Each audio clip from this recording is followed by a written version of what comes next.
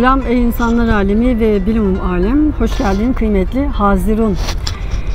Raci ile kelimelerin rehberliğinde, Aynalı Baba'nın rehberliğinde kainata yani insana yani kendimize seyahatlerimiz devam ediyor. Bu seride çemberdeyseniz, sohbet çemberimizde yerinizi aldıysanız yine 3 kelime seçerek bakalım durumumuza, halimize, geleceğimize, bakışımıza uygun anahtar özelliği taşıyacak, bize yardımcı olacak, rehberlik yapacak kelimeler çıkacak mı, neler çıkacak ve onları nasıl yorumlayacağız? Sohbet çemberimizde yerinizi aldıysanız başlayalım.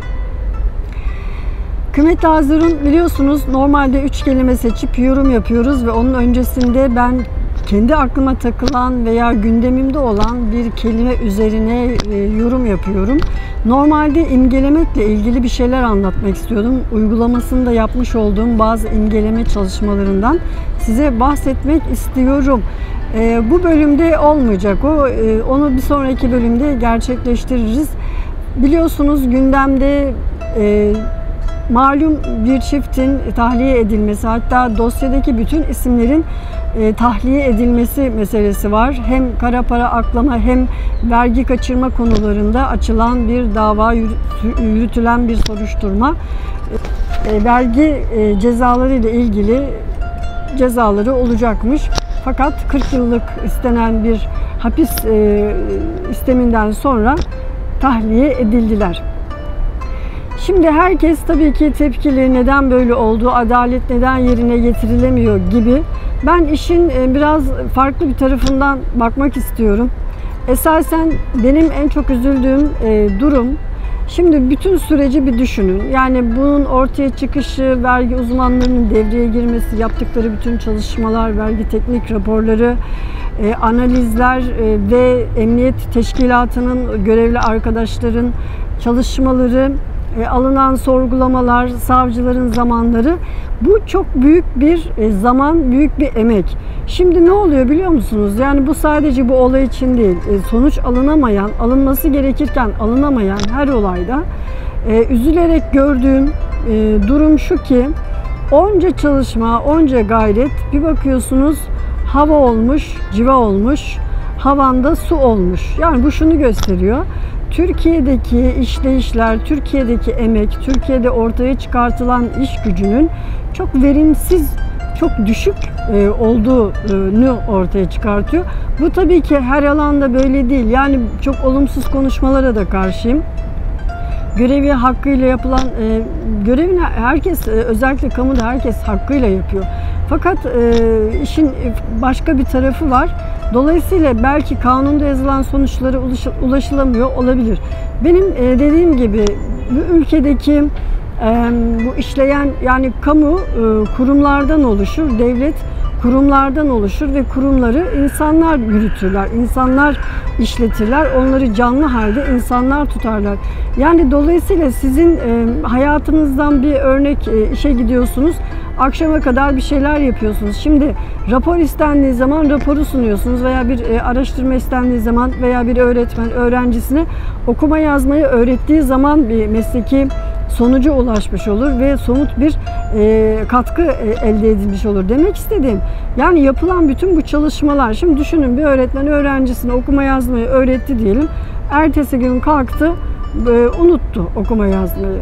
Şimdi tekrar başa dönse, tekrar unutsa öğrenci, tekrar öğretse aynı süreçler, tekrar unutsa, bunun gibi, yani havanda su dövmek gibi. O yüzden ben ceza aldı almadı kısmından ziyade daha çok bizim işleyişlerimizin verimli olmayışı, sonuç sanki hani her şeyi böyle boşa kulaç çekmek, boşa kürek çekmek denir ya, boşa kulaç atmak denir ya.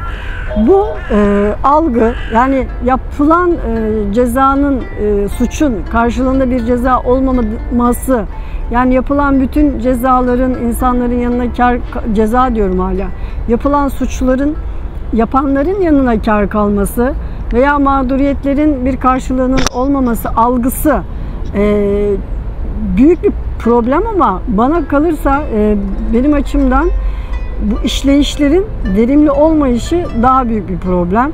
Yani düşünün, onca zaman, onca çalışma, Yani tükenmez kalemlere yazık diyeyim yani. Hani bilgisayarla yazılıyor ama o klavyedeki parmaklara yazık o zaman. Parmakların zamanına yazık. Yani ben sadece bu olay için söylemiyorum. Genel olarak işleyişte bir verimsizlik var ülkemizde. Bakın şimdi bir savcı ayda 600 dosyaya bakıyor. Veya bir hastaneye gidin, katarak randevusu almaya çalışın, bir sene sonra geliyor. Fizik tedaviden bir randevu almaya çalışın, bir sene sonra ancak sıra geliyor. Bu ne demek biliyor musunuz? Ha, bu arada Sağlık Bakanlığı sadece burada hani ayrımcılık olmasın ama Suriyelilere 130 milyon ameliyat yapılmış. Yatak hizmet sayısı 100 binlerce. 400 binin üstündeydi hatırladığım kadarıyla. Şimdi o kilit, bu kilit, şu kilit, o blok, bu blok, şu blok. Yani burada normal bir insan bedeninden bahsetsek koroner damar tıkanıklığı falan deriz değil mi? Tıkanıklıklar var. Yani şimdi tıkanık bir vücut ne kadar sağlıklı çalışabilir? Tıkanık bir vücut ne kadar sağlıklı çalışabilir? Çalışamaz. Yani çok yavaş olur ve oksijeni olmayan kan vücuda ne kadar sağlıklı tutabilir? Şimdi normalde hastalara yapılan ilk şey kanı oksijenlendirmek oluyor. Mesela yoğun bakımları falan, o tecrübelerden biliyorum. Yakınlarımın yoğun bakım şeylerinden, tecrübelerinden. Yani kendim de refakatçi olarak kaldığımda dikkatimi çeken şey doktorların İlk şey yaptıkları kanı oksijenlendirmek. O kandaki onu ölçüyorlar, oksijen seviyesini ve ona göre bir tedavi uyguluyorlar. Şimdi sizin damarlarınız tıkanık, kanınızdaki oksijen düşmüş, kanınızda akış yavaşlamış. Yani bir ne derler? Pıhtılaşma. Pıhtılaşma bir insan vücudunun sağlığı için tehlikeli bir durum. Onun tersi de tehlikeli. Çok cıvık olması, yani ona da hemofili deniyor galiba. Sürekli çok fazla yaralandığınızda kanın akması. Şimdi o da tehlikeli, bu da tehlikeli. Vücudun damarları tıkanmışsa ne olur? Kan ilerleyemez. Kan ilerleyemediği zaman organlara, damarlara, en uç noktalara kadar oksijen götüremez. Oksijen götüremez. Zaten kendi oksijen seviyesi de düşmüş olur. Bu durumda o insan ne olur? Sağlıklı yaşayabilir mi? Ayakta durabilir mi her şeyden önce? Ya kalbine bir inme, ya beynine bir pıhtı. Yani bir inme, felç olur değil mi? İşte anlatmak istediğim, Türkiye'yi bir insan gibi düşünün, bir ülkeyi bir insan gibi düşünün. Onun vatandaşlarını da bir alüvar gibi, hücre gibi düşünün. Hepimiz yaptığımız olumlu katkılarla aslında bu büyük bedenin sağlıklı çalışması için uğraşıyoruz. Bir de biliyorsunuz hastalıklı hücreler var. O hücrelerde diğer sağlıklı hücrelerle çarpışarak, mücadele ederek vücutta hangisi güçlüyse o yayılıyor. Eğer vücudun o kemoterapiler, radyoterapiler ne için? Olumlu tarafı baskın gelsin, hastalıklı hücreleri yok etsin diye. Hangisi güçlüyse vücutta o sonuca ulaşıyor. Eğer gerçekten sağlıklı hücreler fazlaysa ve de güçlüyse vücut sıhhatine kavuşuyor.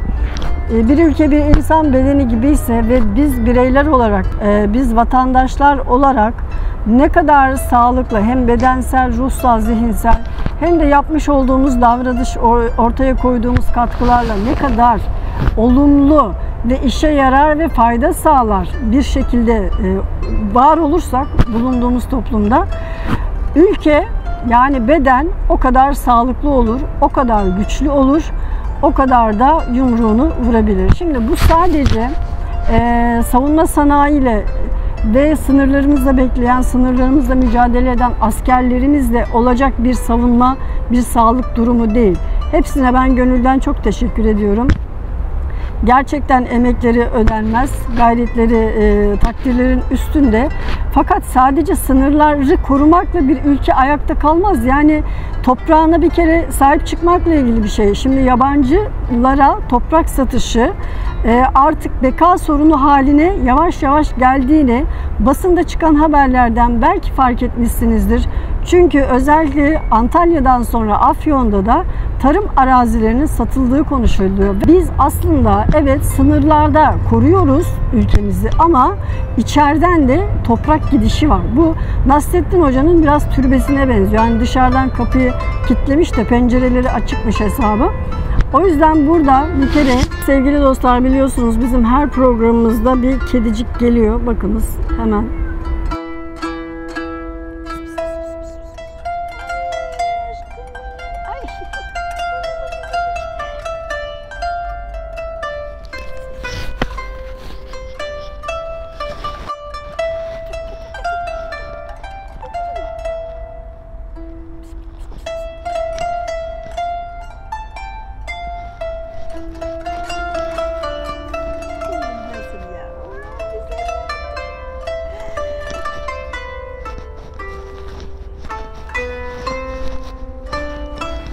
Neden bahsediyoruz? Sağlıklı olmaktan bahsediyoruz.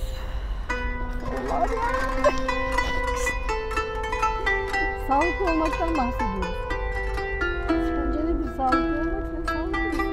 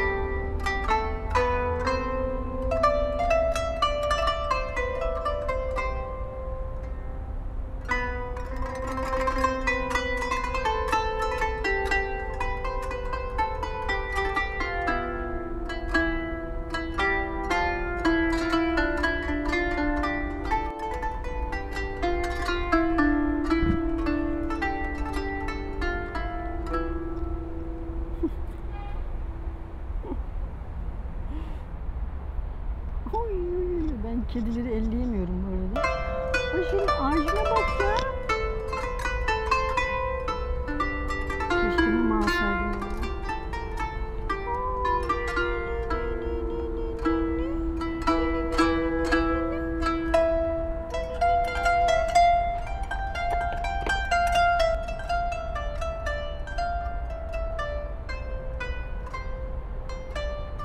Ay aç.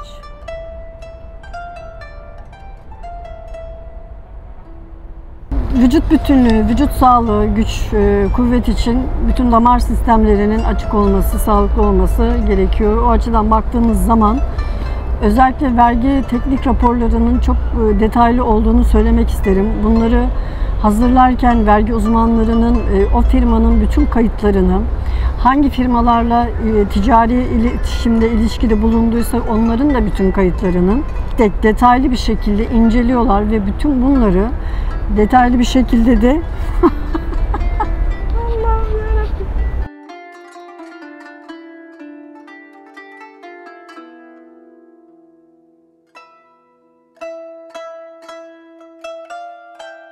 Bu konuda da yazılan önemli tespitler var. 2005 yılında yazılmış bir vergi uzmanının raporunu okudum.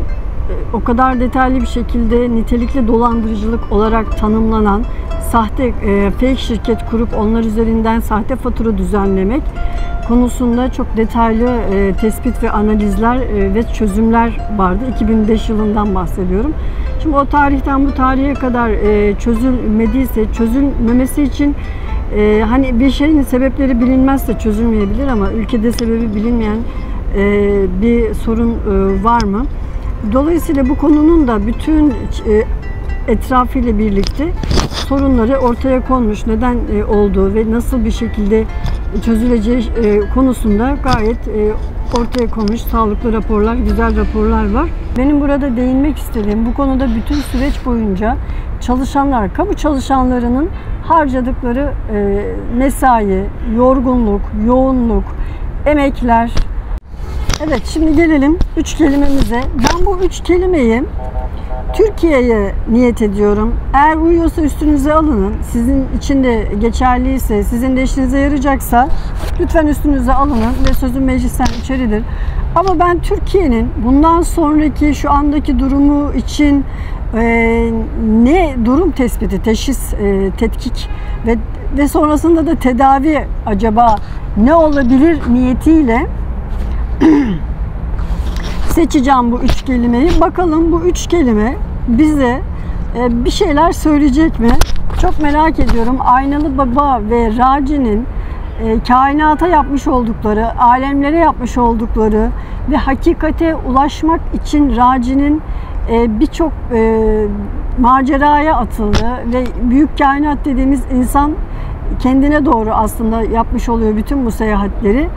Bakalım Raci'nin keşfettiği hakikati, Raci'nin yaklaştığı hakikati ve gördüğü hakikati, bulduğu cevabı biz de bulacak mıyız? Ben bu programa, bu bölüme, bu içeriğe ve bu 3 kelimeye onu niyet ediyorum. Bakalım ne çıkacak?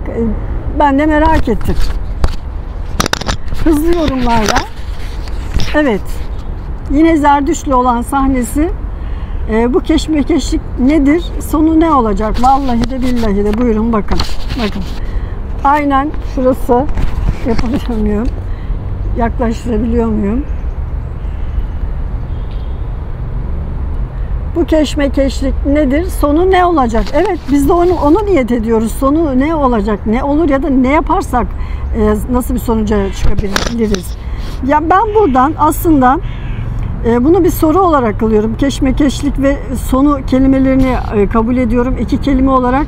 Bakalım bu 3. açılışta, 3. açılımda bize nasıl bir cevap çıkacak? Merak et. Evet, açılımı en başından itibaren göstermek için şu şekilde çekime devam ediyorum.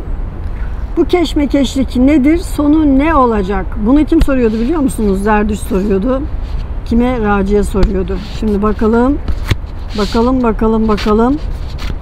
Hemen ilk gördüğüm gafiller. Vallahi de billahi de. Buyurun bakınız. Buyurunuz. Nefsi emmare naralar atar. Bu sahnede nefsi emmare galip geliyor. Nefsi emmare ego. Egonun galip gelmesi. Bence uyumlu geldi. Ey benim gücümü inkar eden gafiller, iyi bilin ki ben pehlivanlar pehlivanı, yiğitler yiğidi, nefsi emmareyim. Diğer adım egodur. Şimdiye kadar yenemediğim hiç kimse olmadı. Sayısız değişik şekle girerim ben. 1000 türlü silahım vardır. Ey miskin hikmet. Bakın, ben bu kadar güzel bir cevap, bu kadar güzel bir cukkalama görmedim. Bakın, sorumuz neydi? Bu keşmekeşliğin nedir bu keşmekeşlik? Sonu ne olacak? Ve nefsi emmare diyor ki ey gafiller. Gafletten oluyor demek ki. Ben onu gafleti cevap olarak alıyorum ama nefsi emmarenin söylediği şeylere bakın. Benim diğer adım egodur. Şimdiye kadar yenemediğim hiç kimse olmadı. Sayısız değişik şekle girerim ben. 1000 türlü silahım vardır. Ey miskin hikmet. Yani ne oluyor biliyor musunuz? Hikmetli olmanın karşısında nefs-i emmare yani ego galip gelmiş bu sahnede. Gel kendi rızanla teslim ol. Bak ego diyor ki hikmete, hikmetli olmaya, erdemli olmaya, ne bileyim ilkeli olmaya. Hikmet nedir yani? Hakikati yaşatan, yaşayan, yaşaması için çalışan, çalışmaktır hikmet. Hikmet, hakikat, hak, hukuk. Hepsi aynı kökten geliyor bunların. Hikmet. Gel kendi rızanla teslim ol. Seni hizmetçi olarak kullanayım. Ey miskin hikmet. Gel kendi rızanla teslim ol. Seni hizmetçi olarak kullanayım. Vay diyorum ya. Sen aptal ve aciz bir mahluksun. Benim gözümde bir sinek kadar değerin yok. Fakat nedense seni severim. Çünkü senin bana hizmetin dokundu. Haydi teslim ol da kurtul. Yani evet, Zerdüşt bu keşmekeşlik nedir? Sonu ne olacak diye Raci'ye soruyor. Biz üçüncü bir kelime olarak burada keşmekeşlik ve sonu kelimelerini seçtik.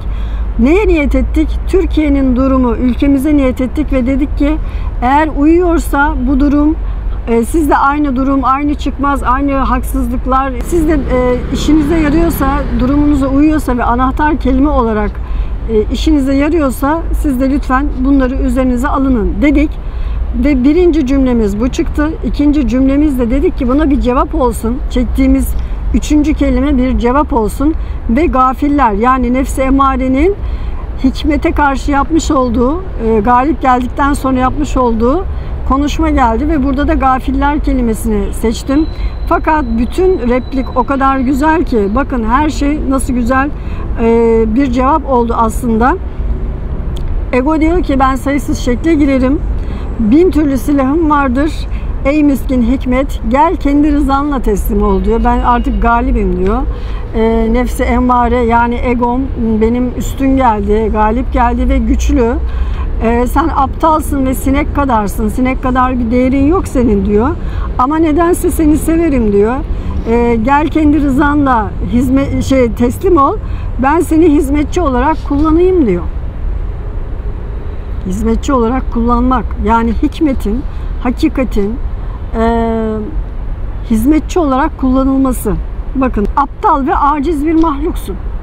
Şimdi bugün bizim aslında genel olarak ekonomik kazanımlarımızda olsun veya bir mağduriyetin karşılığını bulup bulamamak olsun veya bir suçlunun cezalandırılmaması olsun, esasen hissettiğimiz şey bu aptallık ve acizlik hali değil mi?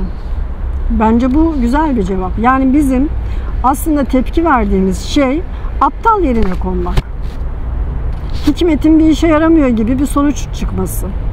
Fakat bu kötü yönde teşvik etmesin diye daha sonrasında Hikmet Pehlivan'ın acayip bir atağı var ve gerçekten burada devamında nefs-i emmare yeniliyor hikmete. Onu da söyleyeyim.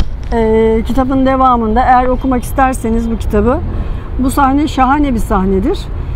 Fakat gururun, egonun ve egoyla elde edilen gücün daha hukuki olarak veya daha dürüst bir şekilde, hani biliyorsunuz bizim ülkemizde mütevazilik bile eziklik olarak algılanıyor ya. Yani dürüst ve ahlaklı yaşadığınız zaman da aptal olarak algılanıyorsunuz ya. Gayet güzel bir cevap geldi. Diyor ki yani sen aptalsın ve acizsin. Benim gözümde bir sinek kadar değerin yok. Fakat nedense seni severim diyor. Çünkü hikmet olmazsa, yeneceği insanın karşısında birisi olmazsa nasıl daha egolansın, daha egosu, gururu okşansın. O açıdan tabii ki seviyor. Çünkü senin bana hizmetin dokundu. Haydi teslim ol da kurtul. Şimdi burada demek ki bu keşmekeşlik nedir, sonu ne olacak cevabını aslında Raci bir cevap veriyor orada. Fakat biz içeriğimiz gereği üçüncü kelimeyi başka bir sayfadan seçmiş olduk. Biraz önce de söylediğim gibi bu sahnenin devamında Hikmet ve Nefs-i Emmare'nin çok güzel bir karşılaşması var.